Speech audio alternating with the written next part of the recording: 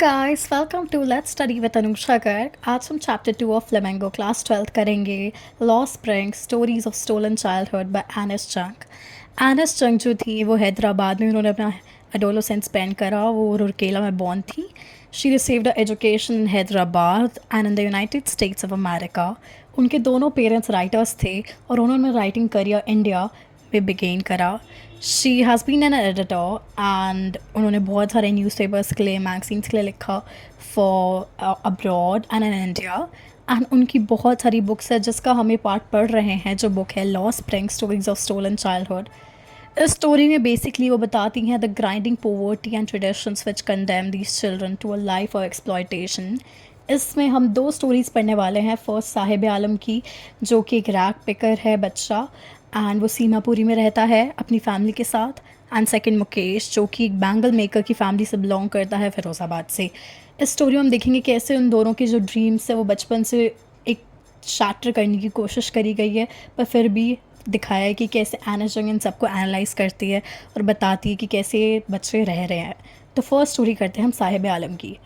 First जो साहिब आलम है वो एक बच्चा है जो अपनी फैमिली के साथ ढाका से मूव कर रहा है यहाँ पे, जैसे वो कुछ अपनी लाइवलीहुड के लिए सामान इकट्ठा कर पाए। रैग पिकिंग, जो कि होता है कूड़ा इकट्ठा करना, और basically a person who picks up rags and other waste materials from the streets, refuse heaps etcetera for a livelihood.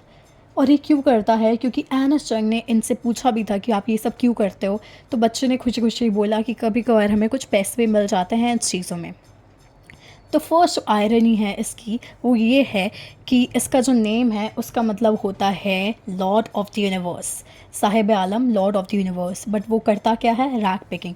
तो this is a irony here. उसके बाद हम देखते हैं कि रैग पिकर होता क्या है, जो हमने देख लिया। वो रहता है सीमापुर में। लिविंग कंडीशंस, वॉक्स बेयरफुट, वो नंगे पैर भागता है। उसकी लिविंग कंडीशंस बहुत पुअर है।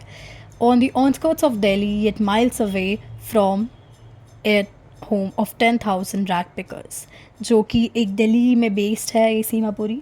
और यहाँ पे माइल्स अवे तक बहुत सारे रैग पिकर्स आपको मिलेंगे। They make the living. कैसे करते हैं वो living? Food and survival is more important than their identity.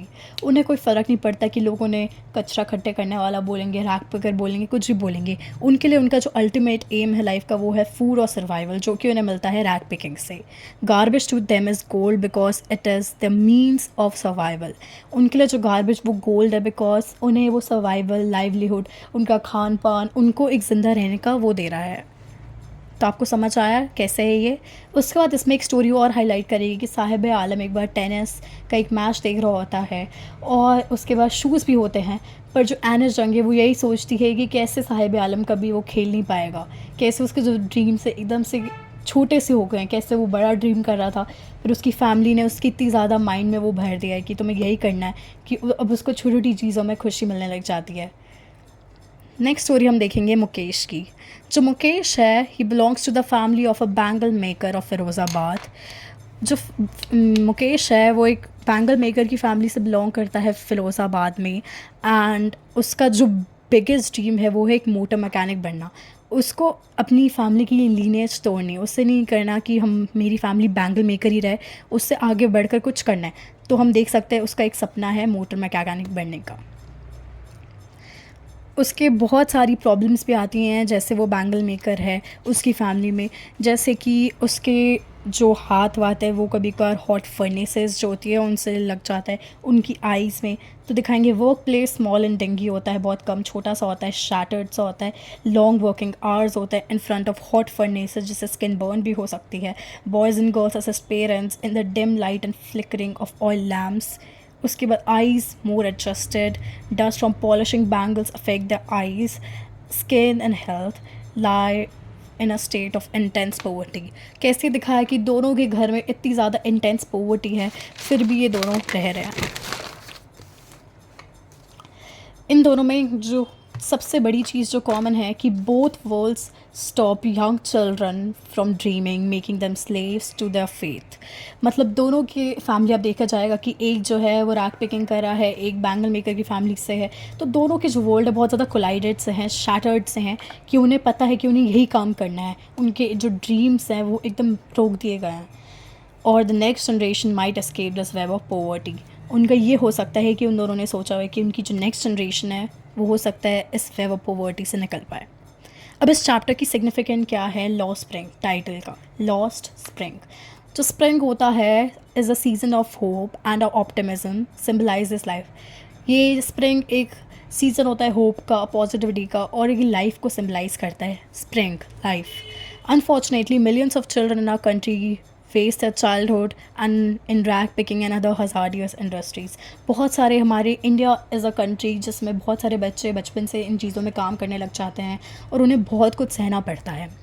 The joys of childhood lost in garbage और dingy cells hollow spaces with furnaces. उनकी चाइल्डहुड ऐसी बीत जाता है, ना उन्हें कोई चीज़ का मज़ा आता, वो बस ऐसे ही रह जाते हैं।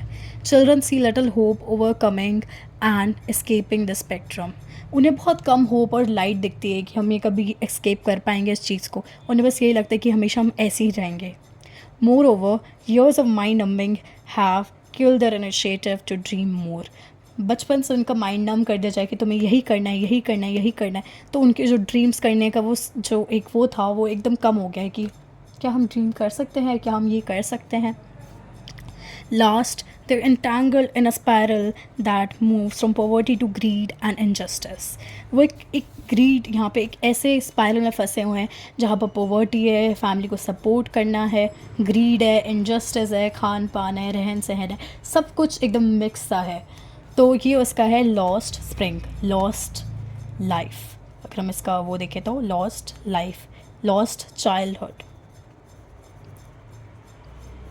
लॉस्ट ड्रीम्स, ये इसका मेन मतलब है। नाउ हम इसकी समरी करते हैं। Anas Jung, a famous story writer, tells about one life of rag picker of Seemapuri and bangle maker of Ferozabad. It's a step ahead for readers to save the spring, childhood of a beautiful life for humans so that the children would be able to avail the opportunities to realize their dreams। अब आप इस chapter को read कर सकते हैं और इसके question answers पढ़ सकते हैं। Thank you, hope to see you in the next video.